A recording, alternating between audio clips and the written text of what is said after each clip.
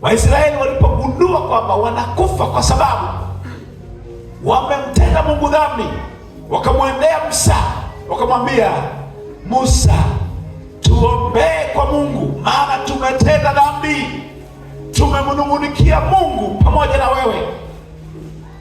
Waisraeli wakamwendea kiongozi wao, na Musa alipowasikia akakubali, akawaombea watu, akaomba kweli. Mungu akamwambia Musa, sogea huku juu nikuelekeze. Akampandisha mlimani, akamwambia umtengeneze nyoka wa shaba, alafu utampandisha juu mlimani, utampandisha juu kwenye mti, na kila atakayeumwa na nyoka wenye sumu za moto umwambie pona yake, tiba yake ni kuendea nyoka iliyopandishwa juu, nyoka wa shaba, ni kuiendea na kuitazama. Ukiitazama tu ile nyoka ya shaba iliyopandishwa pale juu, ukiitazama tu, hakika kama ulikuwa unaelekea kufa utaishi. Bwana asifiwe sana. Utapona, kwa sababu nyoka yule wa shaba aliyepandishwa ndio ilikuwa tiba sahihi ya wana wa Israeli wakati ule walipokuwa waking'atwa na nyoka wa sumu kali. Bwana Yesu asifiwe sana. Watu walikimbilia nyoka wa shaba, na kwa kweli ulikuwa unakimbia, uking'atwa tu nyoka unakimbia mbio, unakwenda kuitazama nyoka wa shaba aliyepandishwa pale juu. Ukiitazama tu, sumu yote iliyoingia kupitia nyoka wa sumu inatoweka na wewe unapona. Haleluya, haleluya. Bwana Yesu asifiwe sana.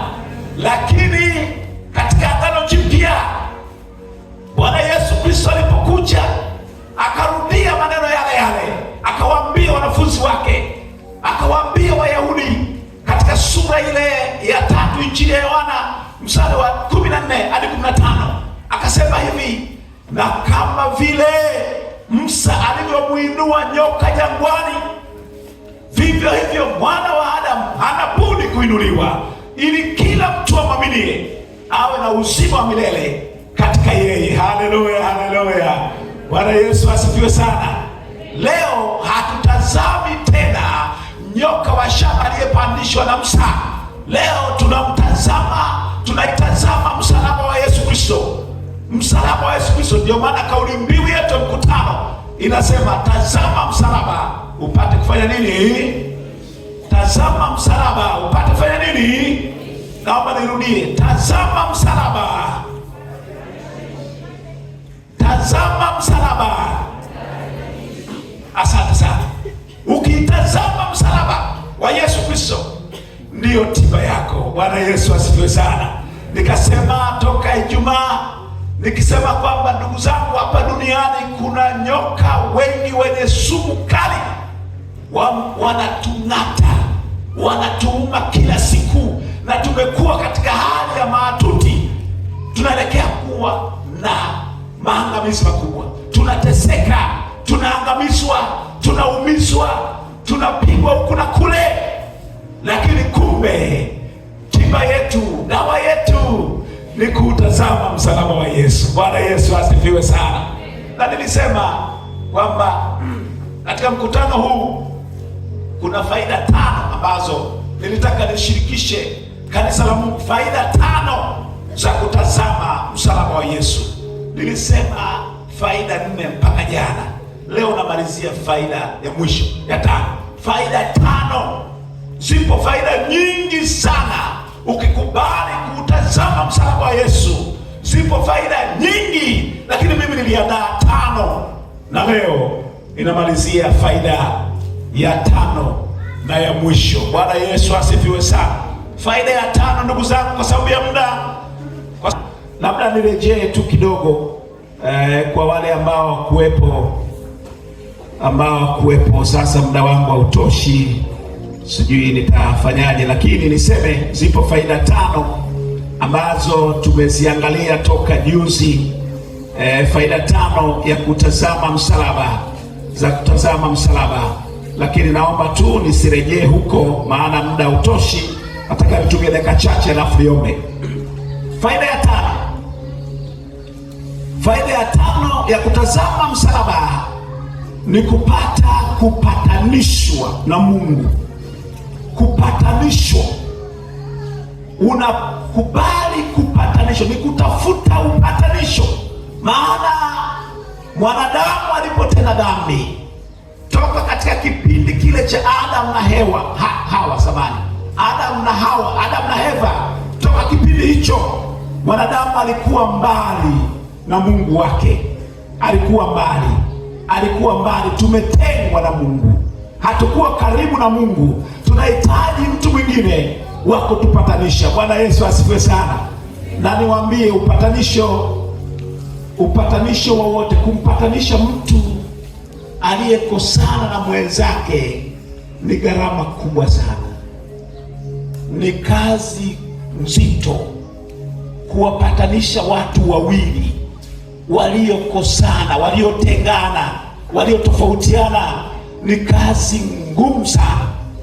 Mimi nimewahi kuona katika jamii ya kwetu kule mkoa wa Mara, kuna jamii ya kwetu kabila la Wakuria.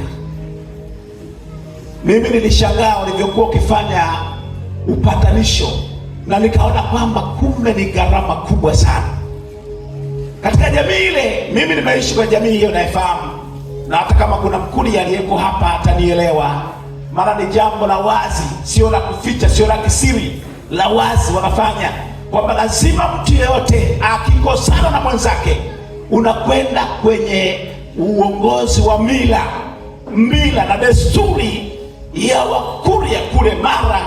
Ilikuwa ni ya kupatanisha watu. Njia walikuwa wakitumia, walikuwa na hata mimi msiniulize wanapata wapi, fuvu la kichwa cha mtu, fuvu la kichwa cha binadamu. Waulize wanasayansi, kichwa cha binadamu, yaani mtu akifa kichwa chake ni sawa na bakuli fulani, bakuli au kikombe, kichwa cha mtu. Kwa hiyo wanasayansi watakwambia mtu akifa kichwa chake ni kama bakuli au kikombe, yaani kinafanana hivyo. Sasa huo wana kinywaji kimoja kinaitwa togwa, wanakitengeneza vizuri sana, na kinywaji ni maarufu sana, na wengine hapa Ifakani nimesikia, nimeona watu wanakunywa togwa hapa, lakini waasisi wa kutengeneza togwa ni Wakuria, wanatengeneza vizuri sana.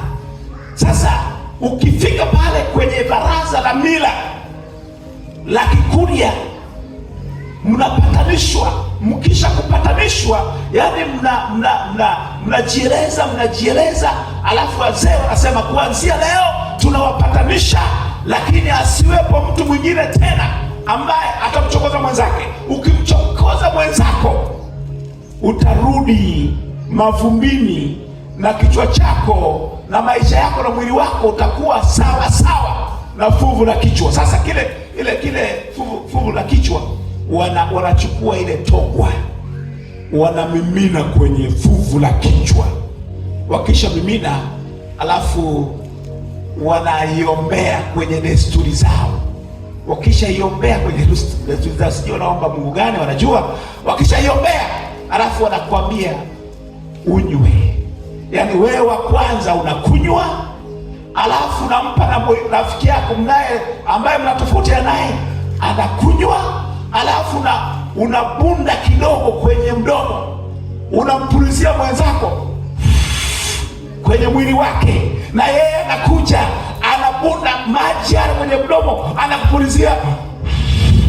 Alafu wazee wanasema kuanzia leo ninyi ni ndugu katika mila yetu. Bwana Yesu asifiwe sana. Sasa kama hujawahi kunywa chochote kwenye fuvu la kichwa, nadhani utakuwa na kiwewe cha ajabu sana. Ilikuwa ni desturi, wale wanasema kumpatanisha mtu aliyekosana na mwenzake ilikuwa ni gharama kubwa na ni kazi ngumu, na kwa kweli watu walikuwa wanatii, wanaelewa. Ukifanya kinyume na kile ambacho wazee wa mila wamefanya, nakwambia hautaishi muda mrefu, hautoishi muda mrefu. Ukikiuka tu hautaishi muda mrefu, na tumeona wengi waliokuwa kinyume walikuwa wanapotea.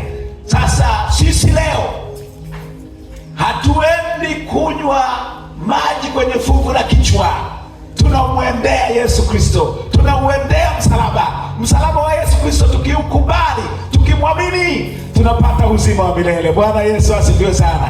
Yesu Kristo yeye ndiye mpatanishi wetu katika maisha yetu hapa duniani. Yesu alipoinuliwa pale msalabani, kazi yake kubwa ni kuupatanisha dunia, kuupatanisha ulimwengu, kuwapatanisha wanadamu na Mungu wao. Haleluya, haleluya, haleluya.